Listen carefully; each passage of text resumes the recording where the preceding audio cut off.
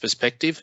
And as mentioned earlier by a couple of the presenters, this is a state government additional obligations for people in that industry to ensure safety of their, I guess, mostly their clients and customers. So I'll hand over to Robert, who will give more information from that. Robert's from our environmental health area. Thank you, Robert.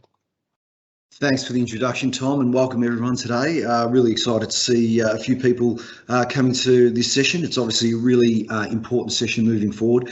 We at the City of Casey are experiencing a lot of applications and requests for people to start up businesses from home, and I think as some of the other officers have mentioned today, that we're fully supportive of that, and obviously for the local economy it's wonderful. Obviously with COVID we had a bit of a spike in the a number of people that wanted to do hampers last year, food hampers, and so on and so forth. So food probably makes up, if I look at that initially, food looks at about 25% of our registered food businesses from domestic premises. So we've currently got around about 1,400 registered food businesses, and about 25% of those are domestic, just to give you an indication of how many requests we are getting. Obviously, the reasons as to why people set up from home are vast, whether it's to do with, obviously the availability to be at home and work, that work-life balance, obviously from a financial perspective as well, that can obviously be of great assistance. In regards to the Environmental Health Department, as Tom indicated, it is state-based legislation. So in order to carry out any food business or beauty business, and beauty, for people that might not understand, that can encompass hairdressing, waxing, nails, etc. And skin penetration as well, ear piercing and the like. So with those businesses, to be able to run them legally, you need to be registered with local council. So the best analogy I can use in that space is you need a license to be able to drive a car. You need a food and beauty license to be able to operate your business from home. So it's not dissimilar to having a commercial venture or a domestic premises. So that is probably the key part. Please never consider doing a business from home if you don't have the appropriate permits, because there are quite large sanctions. There's court proceedings that can ensue, and the other thing is to your if you do provide unsafe food and someone does get injured, then obviously you're in a really precarious position. So I do advocate to make sure that you are having all your checks and balances before you start the business. As far as the Environmental Health Department goes, we're there to assist all of the people that want to register from home. Our turnaround time, providing you meet all of the, if there are any building requirements or any planning requirements, our turnaround time can be pretty quick. Provided that we can get out and do the inspection, we could turn it around within a week generally, and that's provided that you meet all of the relevant requirements. In discussing the relevant requirements, and that's probably what we talk about there, discussion with the EHO, that's probably the crucial part at the start. I think getting the right information initially sets you up for success to get the business up and running. So look, we could talk for quite a while about the intricacies of what a particular permit would require, but if I just talk in broad terms, you need the registration, obviously, and then the specific requirements for food and health. In food, and I'll just give a brief overview. In food, you're either going to be classed, because there's 4 classes of premises, class 1, 2, 3, and 4. In a domestic setting, you'll only be classed as a class 2 or a class 3.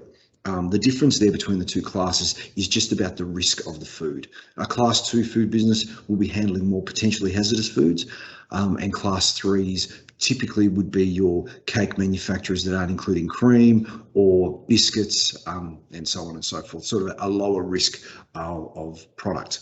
So you'll have a discussion with the EHO. They'll determine based on what you say to us, oh, look, I'm going to do these foods. You'll be a class 2 or class 3. There's a fee. Well, there's a form that needs to be filled out, and there's appropriate fee that needs to be paid. So there is a registration fee, an annual registration fee that needs to be paid. So your license fee essentially to be able to conduct the business. And then obviously you'll if you want to submit a plan, you don't have to, but you can submit us a plan so we can have a look through and just make sure that we believe that it's going to be compliant. There obviously are compliance requirements from a food standards perspective and also from the beauty perspective. In general terms, though, what we're looking for is easily cleanable, impervious surfaces, so not open wood, raw surfaces. You want to have either your stone or your stainless steel, your laminate, etc. Flooring, you want to have a good vinyl flooring or industrial strength, that is, or tiles.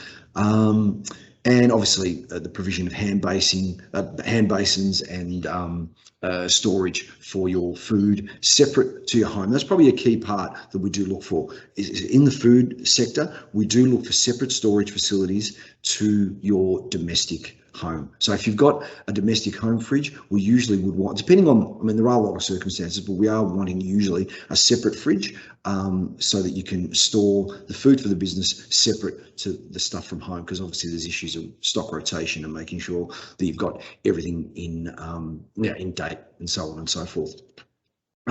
So obviously you have that discussion, you go away, you can set up the business internally, then we will come out and do a visual check.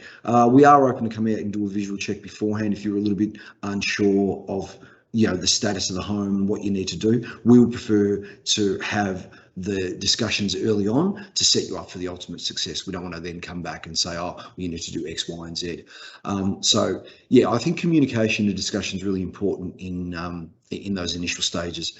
Obviously, some of the other guys have spoken about the size and complexity of the business. Obviously, just to touch on that a little bit, we have set up some home-based businesses that start off thinking, oh, look, I'm just going to test the water, and then they exponentially grow. The business is really good. They're making a really great curry, or they're doing something that's been well received in the community, and you can outlive or outgrow your domestic setting. So I think that is really important to make sure that you're aware of that. And look, that's more in relation to the food side of things, because what our philosophy is, we work on food safety. So we're not as prescriptive as what we would have been years and years ago. We're really about the end game and about, well, how are you managing your risks? How can you provide and sell safe food? So that's the really important aspect in the food side of things. And look, with the beauty, we tend to find that we've got really good compliance with the beauty therapy premises at home. Generally, they're sole operators. Some may have one other employee, but generally they're a smaller type operation, a single room, and they're either offering the haircuts or doing the beauty. And as I said, we have very, very good compliance in those areas. So just going through that timeline, discussion with the EHO is key. Obviously, get registered up with pay the appropriate fee. We'll obviously come out before or after to make sure that everything is in line with our requirements and give you the tick. And then you'll obviously have to wait for our certificate. So you get, when we approve it, we give you a certificate of registration. You can frame it and whack it up on the wall, and just to say that you are a licensed and registered business with the City of Casey and you're able to perform this function.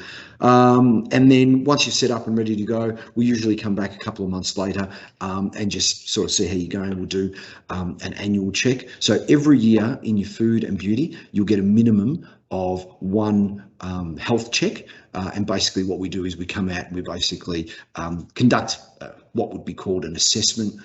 Some may say an audit. It's not really that. It's not an audit in the traditional sense, but we're basically just making sure that you're providing safe food, or you're cleaning the beauty area sufficiently, and then we provide you with a report, and away you go. And then we're obviously able to renew your registration for the following year, because the registration, that is something to note, the registration is only for a 12-month period, so it gets renewed. So it runs from the 1st of Jan to the 31st of December, and then we send out renewals. We send out renewals around about mid to late October and give you a couple of months to pay. And in that year, we've had to have done an inspection to make sure that, okay, is this business satisfactory? Are we happy to renew the registration for another year? And then once you pay your fee, we'll obviously send you out another certificate. And that process rolls on each year where you have yearly registrations.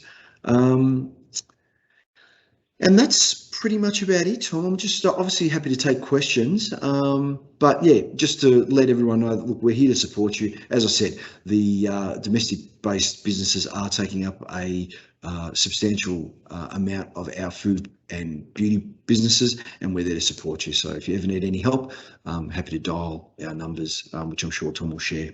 Thanks, guys.